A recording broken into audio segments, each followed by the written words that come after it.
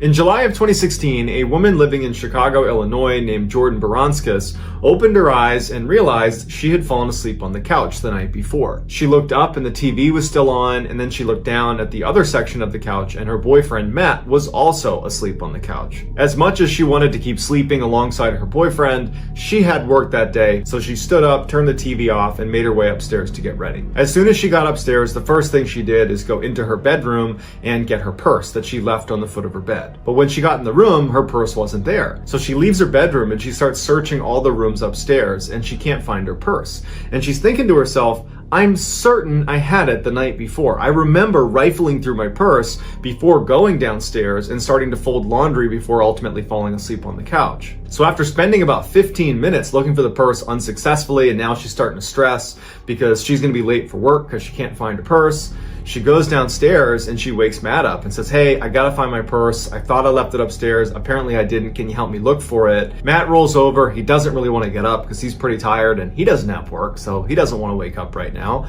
And he says, well, are you sure you didn't leave it at the restaurant last night? I mean, if you already looked, it's probably not here. You want to just give him a call and see if you left it there? Jordan was immediately really annoyed by his reaction because she just wanted him to stand up and help her look for the purse because she had work and he could just go back to sleep.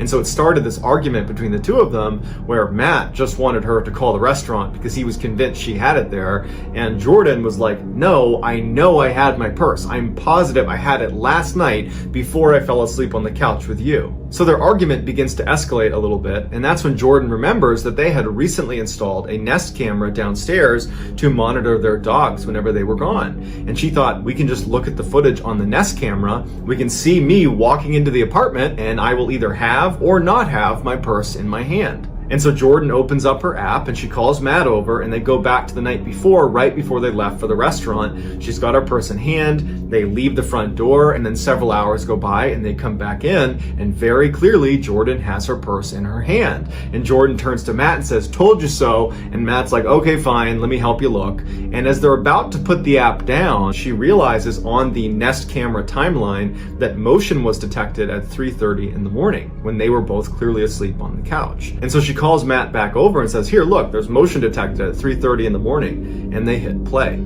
After the couple had fallen asleep on the couch with the TV on, a hooded figure emerges from their upstairs hallway and stands at the top of the stairs and just watches the two of them sleep. Before he left, he stole her purse along with a couple of other things from their apartment. And somehow this guy has never been caught, and he's been given the nickname Creeper Ghost.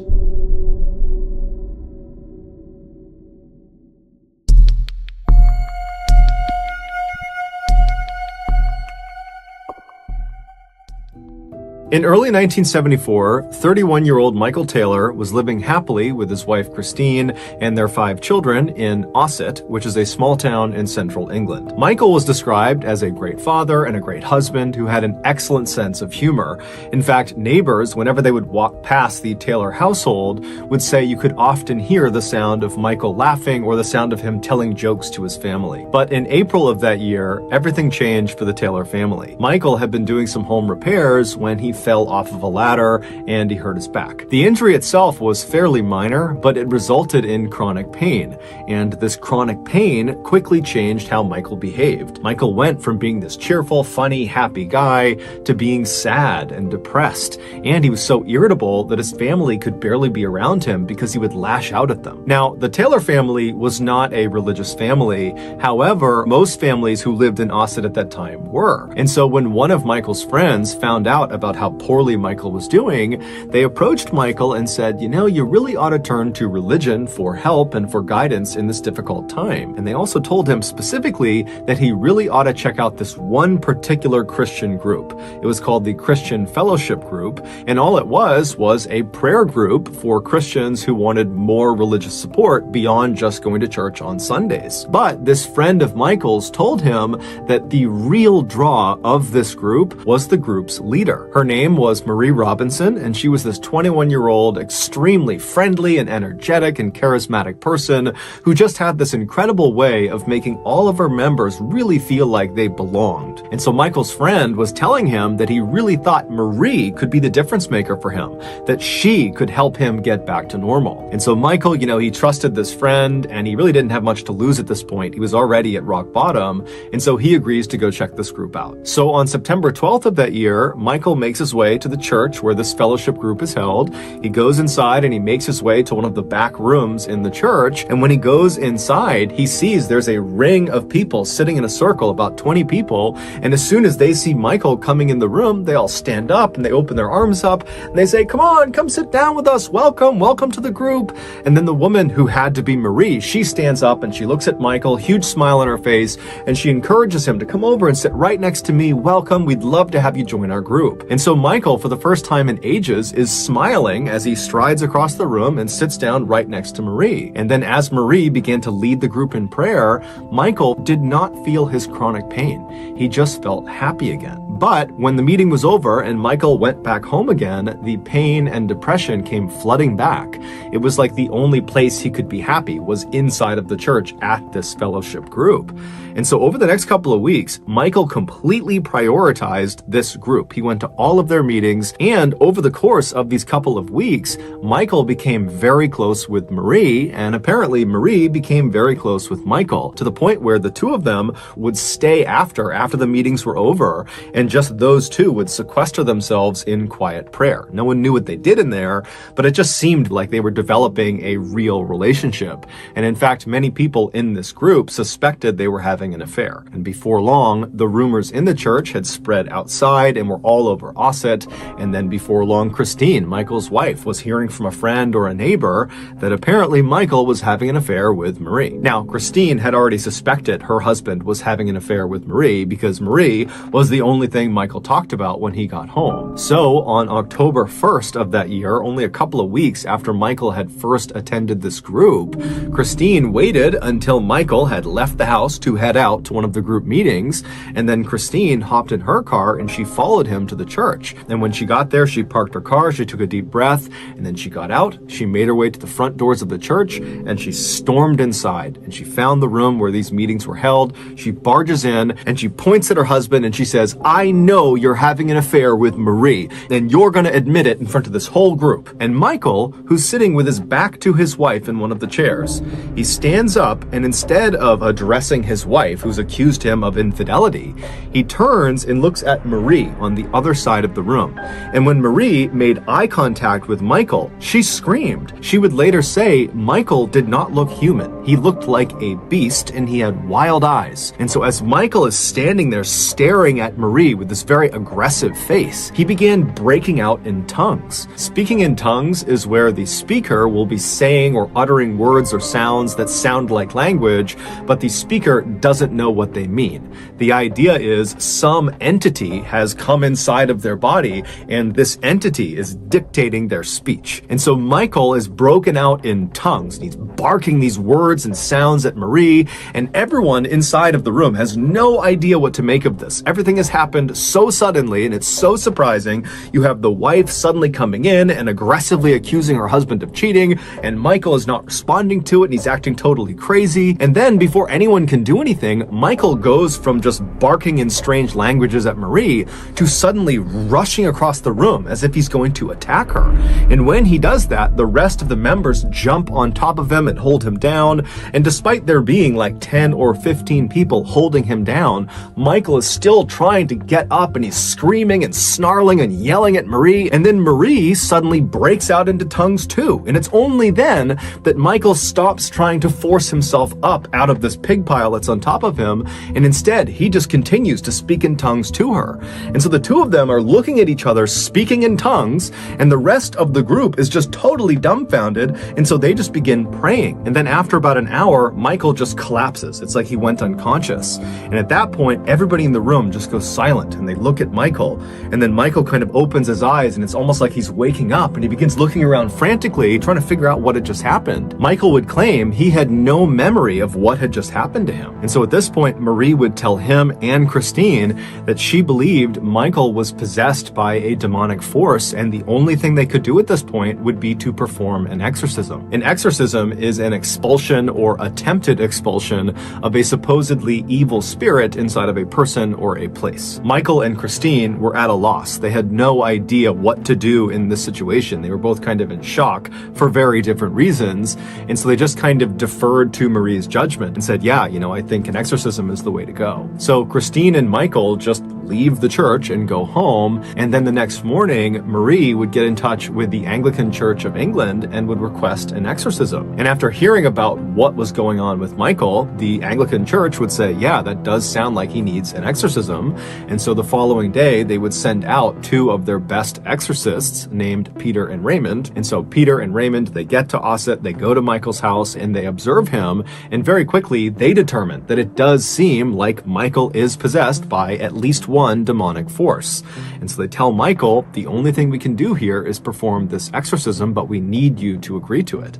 And so Michael says, okay, yeah, I agree to this exorcism, and so would his wife, because she at this point is just completely unsure what to do. She's just going along for the ride. So a day later, on October 4th at 10 p.m., Michael, his wife, and the rest of the members of this fellowship group, along with Peter and Raymond, they would all meet at this other church in a neighboring town. And as soon as Michael had been positioned in the middle of this group in this chair, Peter and Raymond began the ritual by praying. And as soon as they did, Michael began screaming out in tongues, and he began writhing around, and he fell to the ground, and he began contorting his body in grotesque positions, as if the words Peter and Raymond were saying were physically harming Michael. And so after 8 hours of this, during which they had to actually tie Michael down to prevent him from hurting other members or hurting himself, after 8 hours, they finally just came to a stop. Peter and Raymond were exhausted. It looked very much like Michael too was exhausted,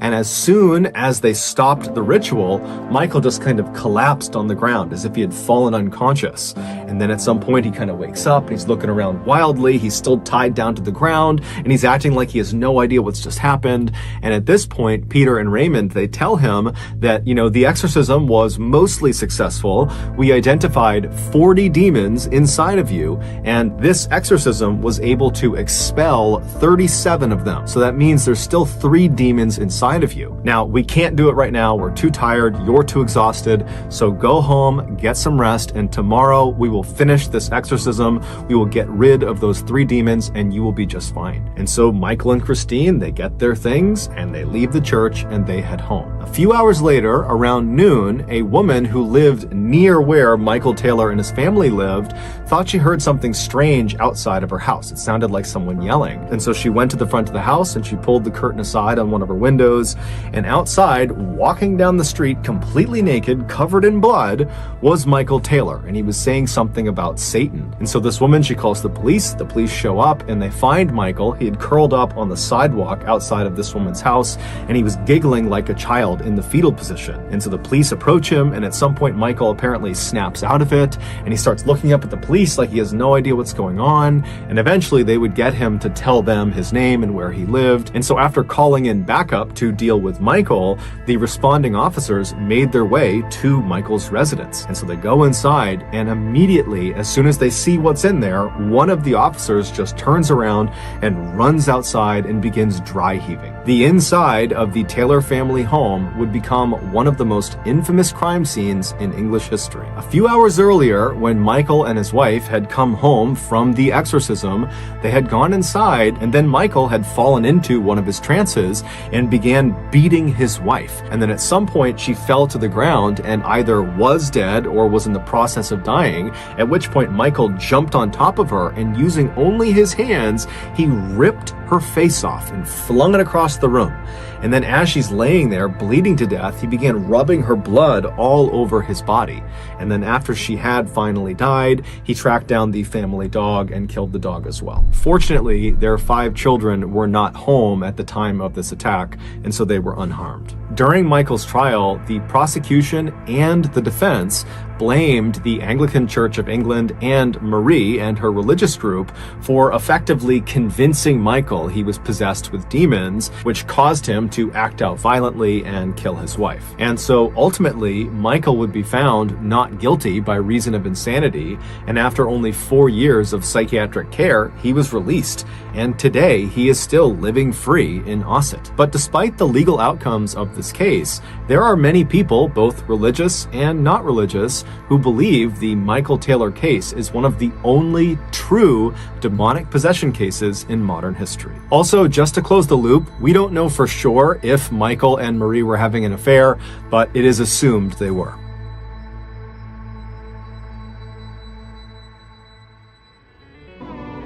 It begins here.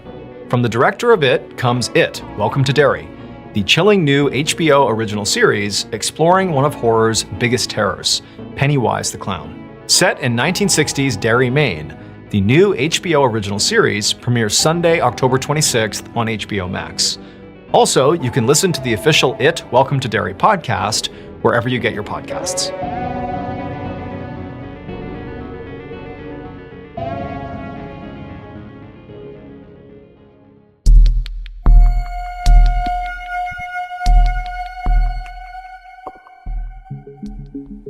In 1898, a 12-year-old boy was playing at this river that ran near his house. He was out in the forest, he was playing to this river, and he had a bow and arrow, and he was practicing shooting his bow and arrow. And after a little while, he got bored of his bow and arrow, and he went to the stream itself, and he started to build a little dam in the river to try to catch some fish. And as he's building this thing up, he's down on his knees building up this little dam in the river, he notices someone is walking down the river towards him. And he looks up, and he would describe this person as looking normal, a normal looking stranger. It's a gentleman who shows up, he's wearing a nice suit. He walks over to Wofford, and he apparently just came out of the woods. And he says, "Hey, what are you doing?" And the boy, he's like, "Oh, I'm making this fish trap." And he's like, "Man, that looks like a lot of work. Like, you should take a break." And the boy's like, "Yeah, I guess I could take a break." And the gentleman just says, "Well, if you want, while you're taking this break, you can come to my house. It's just up past the bend here. My family's there. You can have a meal with us, and then you can come back and you can finish your fish trap." And so, this is a different time. This is the late 1800s, and I'm not suggesting that at the time it was totally cool to go with strangers into weird houses in the forest, but the boy felt compelled to say yes. He didn't want to be rude, and maybe his fear of strangers is less extreme than it is, for us today in 2020. And so he agrees to go with the man. They make their way up past the river into the forest a little bit, and they come up to this cabin. Now, the boy played in the woods here, and he had never seen this house before. But he's not too concerned, because as soon as he gets to the house, this cabin in the woods, he sees that the lights are on, and he hears kids playing inside, and a close family friend of his family's is sitting on the porch talking to one of the other apparently family members of the stranger. And so the boy's put at ease, and he says hi to the family friend, and the family friend, waves back. The boy goes inside, and he sees that this family has a couple of kids, roughly his age. They're playing, goofing around. They have dinner, and this wonderful meal, and the boy, Wofford, is like, "Man, this is so great." And after the meal, he lays down and falls asleep. He kind of loses track of time. The boy falls asleep at this cabin. And so he wakes up early the next morning, and he feels horrible because he didn't mean to fall asleep, and he didn't tell anyone from his family where he was going. And he's thinking, "Man, they're going to be so worried about me." And so as he's getting up to leave, the stranger is already awake, the one that had met him down by the river and called him up to the house. And the boy says, "Hey, can you walk me down back to the river?" And the stranger's like, "I can take you part of the way down, sure." So the two of them, they're having small talk, and the boy's thanking the man for his generosity. And so as they're walking, they're passing by an orchard on one side and a cornfield on the other. And it's this beautiful morning, the sun's just coming up, and the boy remembers thinking how beautiful the setting was. But he also was thinking, like, I don't even know where I am right now. And I'm assuming he's walking me back to where I live, but this doesn't look familiar at all. And the stranger stops. They get to almost a junction right at the end of the orchard and of the cornfield. And the stranger tells the boy, Wofford, he says, "Hey, just go straight. You're going to turn down this way, turn back, and you'll be at the river again, where we met." And the boy thanks the stranger, and the stranger turns and starts walking back towards his cabin and says, "Hey, good luck, see ya." And the boy starts following the man's directions. And Wofford, as he's walking, following the stranger's directions, he's suddenly curious and turns around to look back at this strange person who had brought him up to the house and then now brought him back. And he's stunned because suddenly the orchard and the cornfield are not there. There is no orchard or cornfield. It's just deep, dark forest. And he's like, what's going on? He turns back and there's a search party, or it looks like a search party, running up to him. Part of the search party is the family friend that he had seen at the house. And the boy's like looking at these people running towards him, like they're running to him. And he recognizes the family friend, and he can tell they're like urgently looking for him. And he felt bad because he knows he slept over through the night. So he's like, hey, I'm here. And they're like, where have you been? And the boy turns to the family friend and he's like, didn't you tell them I was with you? And the family friend is like, what are you talking about? And he's like, yeah, the house with the family. We ate dinner together last night. And the guy, the family friend, is like, I've been looking for you for the past several days. I've been with your family looking for you. You've been gone for 3 days. And the boy is like, what?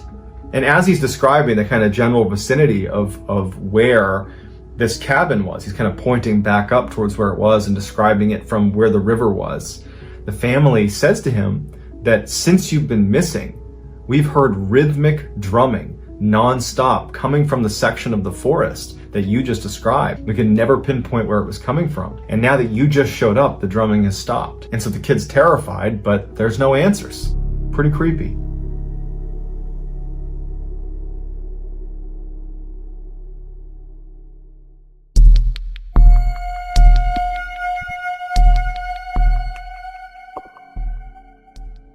By early 1999, Christopher Case was living his best life. He was 35 years old. He had moved out to Seattle to pursue a career in music, and he had landed a job at a music company in Seattle, and he had risen to the rank of executive at that company. He was incredibly fit. He was known for being at the gym 7 days a week. He took vitamins. He took his health very seriously. He had loads of friends. People really liked him. He was very close with his family.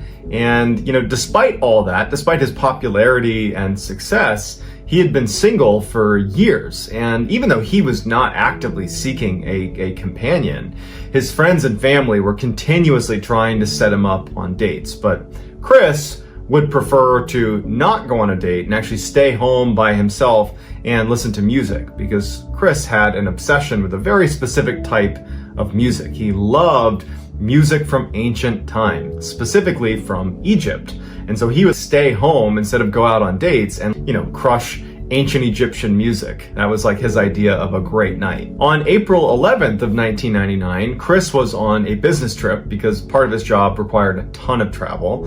And he was on a trip with a couple of his coworkers, who were also friends of his. They go out to San Francisco, and on the 11th, they decide to go out for dinner that night. And one of his co-workers decides to bring along a friend who was someone that lived in the area. So they get to dinner, and one of them has their friend, who's an older woman, very attractive, very kind of intense looking woman. She was about 20 years older than Chris. That was his guess. And she sits down, and the four of them are just kind of having a nice conversation. And at some point, the older woman really takes an interest in Chris, and Chris takes an interest in her because it would turn out that they had a lot in common. And then she actually admitted to him that she was really into music from ancient times and actually has a specific interest in music from ancient Egypt. And so to Chris, he's like, how can this be? And he's like, this is my passion. I love that type of music. And they really hit it off. Now, Chris was not looking for any sort of romantic involvement with this woman. He was just so excited to talk about something he loved. And so all night, Chris and this older woman are chatting it up, and they're super into each other. He was looking at her purely from a platonic sense, but it was becoming clear by the end of the night, at least Chris was realizing this, that she was looking at him with a romantic angle. She was interested in Chris. And in fact, right as he's kind of realizing this, she asks him if he wants to leave with her and go back to her place. And he politely declines because he's not interested. He loved chatting with her about music and other things they had in common, but he wasn't interested in her romantically. And she became a little bit more aggressive and said, no, come on, let's get out of here. I got a place right down the road. We can go listen to music and hang out in my place. And he felt really uncomfortable and he kept saying no, but she wouldn't let it go. And so finally, as she's literally trying to get him to say yes, he says, hey, you know what? I've had a long night. I'm going to go. And so he stands up to leave, and the woman goes from being very flirtatious and friendly to very angry at Chris. And she looks at him and kind of abruptly says to him, I'm actually a witch, and I'm going to put a curse on you. You're going to be dead within a week. Okay. And he just leaves. So the next morning on April 12th, Chris gets up and he heads to the airport and he flies back to Seattle. When he lands in Seattle, he calls his friend Sammy, who was one of his very close friends back when he lived on the East Coast. He just wanted to share this weird experience with a close friend. And so they're kind of laughing about the whole thing. Neither of them are taking the curse seriously at all. It was like, you really dodged a bullet. It's good you did not go home with her. So in good spirits, Chris hangs up the phone with Sammy, and for the next 24 hours, Chris would fall right back into his regular daily life in Seattle. Nothing out of the ordinary happened. But all that would change starting the night of April 13th, which would have been 48 hours after his encounter with this woman in San Francisco. So Chris lives alone. He doesn't have pets. And he gets into bed that night and he's laying there, and before he falls asleep, he hears whispering coming from outside of his bedroom in the kitchen area, kind of near the front door. And he's thinking to himself, like, I didn't just hear whispering. Like, what? No one's in here. What's going on? And he's hearing the whispering, and then it kind of stops. And before he gets up to investigate, he's like, okay, I probably was just hearing things. That wasn't real. And he's just kind of laying there trying to go to sleep, and then he hears it again. Except now it's not coming from the kitchen area. It's coming from a separate area in his apartment outside of the room he's in. And so now he's wondering, like, did someone sneak into my house? Like, is there a burglar in my house right now? And so he quietly gets out of his bed and he walks over to his door, he opens it up, and he can still hear the whispering, and it's coming from like his laundry room a little ways away. But as soon as he opens the door and he pokes his head out, the whispering stops. And he's just standing there, like, looking around, like hoping that there isn't anything in his apartment. And then out of the corner of his eye, near the front door, he sees something dash across his periphery. Like a shadowy figure basically darts across the room. And so he looks over, and he's immediately afraid that it really is a burglar in his room. And as he's looking, he's turning the light on next to him, and he's looking around, and he starts hearing the whispering again, and now it's coming from another section of his house. So he just starts turning on all the lights and looking around to try to, like, make sure no one's in his apartment. He's not even thinking about the whispering. He's just looking for this shadowy figure that he saw run past him. And so he's looking all over his apartment. All the lights are on. It's a small apartment. And as soon as he feels comfortable that the door's locked still, everything's locked, and there's nobody here, that's when he realizes that whispering is still happening. And so he turns back around, and now the whispering's coming from his bedroom where he was. And so he walks over to his bedroom and looks inside, and he can't pinpoint the whispering. Like, he keeps hearing it and walking to wherever it's coming from, and as soon as he gets near it, the whispering stops. And he's thinking to himself, like, am I dreaming? Is this a dream? Am I losing my mind? Did somebody slip me something, like, last night? Like, what's wrong with me? So he has this horrible night where he's up all night chasing down whispers in his apartment that keep vanishing, and then seeing shadowy figures running around and lurking in corners, but he can't ever see them when he looks at them. And so the next morning on April 14th, when the sun comes up, he hasn't slept, the first phone call he makes is to Sammy, his friend. And he's totally panicked, and we know about this phone call because Sammy would tell police about all her interactions with Chris over the course of this week. She would say that he was totally panicked. And she even thought, as she's taking this phone call, that it's just so weird, that Chris is scared of noises in his apartment and, like, figures moving around in his apartment, because it's so unlike Chris. He's, definitely a skeptic. He's just like he's a no BS kind of guy. So the idea that he would suddenly be terrified of something paranormal running around his apartment just seems so unlike him. But as she's listening to him, he was so scared about what was in his apartment. He knew it wasn't a person because he looked everywhere. There was no people. And that's the only reason he didn't call the police, is because he didn't want to tell the police that some shadow figure that's whispering in my apartment is harassing me. Like, what are the police gonna do? So Sammy hangs up the phone with Chris after trying to reassure him and just hopes that whatever that was doesn't happen again. But unfortunately for Chris, the night of the 14th now, he's going to bed again and he starts hearing the whispers, and immediately he's out there looking, lights on. He's looking for these whispers. They keep disappearing. He can't find the source. He's getting frustrated. He's scared. He keeps seeing that thing dart around his apartment. Except this night, he also noticed that he would look and he could get close enough to where he could break out the silhouette of what looked like a person, like lingering in the corner of his apartment, but he'd go closer to it and it would disappear.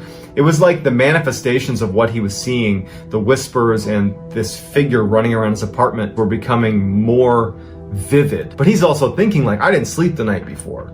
This could be my imagination. Like, I don't know if this is happening, but he's spiraling and he knows it. So the next day on the 15th, he doesn't call Sammy, but he calls a couple of his other friends that are anonymous, and they would all tell police that they got a similar story that Sammy had gotten that first night after the 14th. No matter what was happening, Chris believed it was happening, and Chris was terrified. But this wasn't even the worst of it yet. So that night on the 15th, Chris gets in bed, and now he's barely slept for 2 consecutive nights, and he's determined to just go to sleep. That he's trying to tell himself that everything that you've experienced the past couple nights is probably brought on by stress. It's brought on by now certainly a lack of sleep. So he's telling himself, like, just go to sleep. Just get in bed and go to sleep. So he gets in bed and he's laying there and he does fall asleep. But he wakes up in the middle of the night and he can't move his body. He's paralyzed, he can't move, and he's totally awake. And he starts hearing whispering. And now his level of fear is so high because now he's immobile. But the past 2 nights he's heard that whispering in his apartment, and he's seen that figure moving around his apartment. And so he's laying there in darkness because he went to bed in darkness. And he starts hearing whispering outside his room, and then it stops.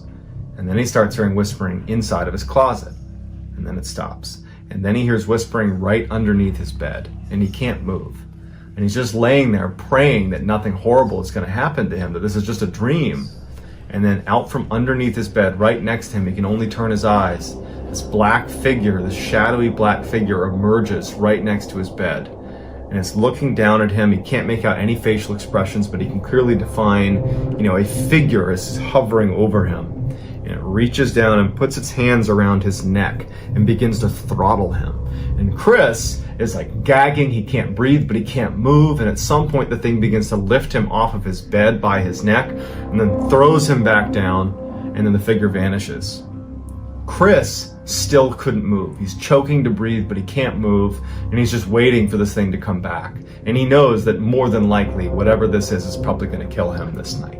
So he's laying there just thinking, oh my God, I'm about to die, I'm about to die. But the thing doesn't come back, and Chris can't move. And at some point, Chris, probably out of just pure, adrenaline crash or something, he falls asleep. And so when Chris wakes up and he can move again, he notices there's blood inside of his bed on his sheets. And then he looks at his hands, and at the tips of all 10 fingers are these incisions, like someone had intentionally cut open the top of every finger, something he certainly didn't do. And his bed is covered in blood from these 10 cuts on his hands. And then he feels his neck, and it feels tender. And it turns out he had marks in his neck. It was all bruised up from this thing choking him out. And it brought him back to, like, that really happened. He's now, like, actually in fear for his life. Chris immediately calls Sammy and tells Sammy everything that happened. And Sammy can't believe any of it. She felt helpless because she's on the other side of the country. She can't help him. And Chris is just petrified. And he's like, he can barely speak, he's like unable to articulate what's happening. He's describing these cuts on his hand and his neck, but there's no one in his apartment. And Sammy's trying to get him to call the police, but Chris is like, I can't call the police. What am I going to tell him? That a shadowy figure is coming in my apartment and choking me? They're going to think I'm crazy. Chris decides he's going to approach this head on. Maybe that woman in San Francisco did put some curse on me. I need to go at least research it. And so there was a religious bookstore right near his house that he figured might have some things on demonic possession and demons, the occult. And he goes in there and he kind of awkwardly approaches the store owner and is like, I'm looking for, books about demons and witchcraft and like how to protect yourself against that. And the guy points him towards a section of the store. And so Chris goes over there, he scoops up a whole bunch of books. He also buys like a whole bundle of crucifixes. So like at least 10. So he's got all these crucifixes, he's got all these books about demonic possession and witchcraft. He buys all of that and he leaves and he goes back to his apartment. When he gets back, after doing some research, he ends up putting these crucifixes all over his apartment, like every room. And he takes salt and he draws a line all through his apartment against the baseboard of every wall in the house. And at every corner of the house, he'd pile up little piles of salt. He was going to do all the things that people say to do if you're dealing with demons or ghosts or anything through witchcraft. He was kind of grasping at straws a little bit. So he went out and did everything he thought he could possibly do to protect himself. That night, which was April 16th, we don't know what happened to Chris, but something scared him so badly that in the middle of the night, in a full panic, he runs out of his apartment and he checks into a hotel and does not stay at his apartment. The next morning, April 17th, when Sammy called Chris to check on him. Now remember, this is 1999. There was just landline phones. So she calls his landline at his apartment to check on him. There's no answer because he's not there. He's at the hotel. And Sammy, who's been speaking to Chris and other friends that have been speaking to Chris, and everyone's concerned about his mental health and what's going on with him, when she doesn't get Chris to pick up his phone, she calls the police and she says, "Hey, I'm concerned about my friend. Can you do a welfare check on this guy?" And they go over to his apartment and it's locked. And they kind of look in the windows and everything just seems kind of quiet. And so they leave and they tell Sammy like, "Hey, look, it's locked. We can't really do anything. Let us know if you don't hear from him in the next couple of days." And so that was it. And so Sammy's like super concerned. And so she goes to work on the 17th. And then when she gets back, she has a voicemail from Chris, who had called her at some point during the day while she was out. And on the voicemail, Chris tells her in a voice that was different than the past few days. The past few days, he was scared. He was really scared. This time, he is defeated. He was like resigned to whatever was going on. And he says to Sammy on the voicemail, he's under attack. And that tonight, they're gonna kill me. And there's nothing I can do. As soon as she's done listening to the message, Sammy calls Chris, but she can't get in touch with him.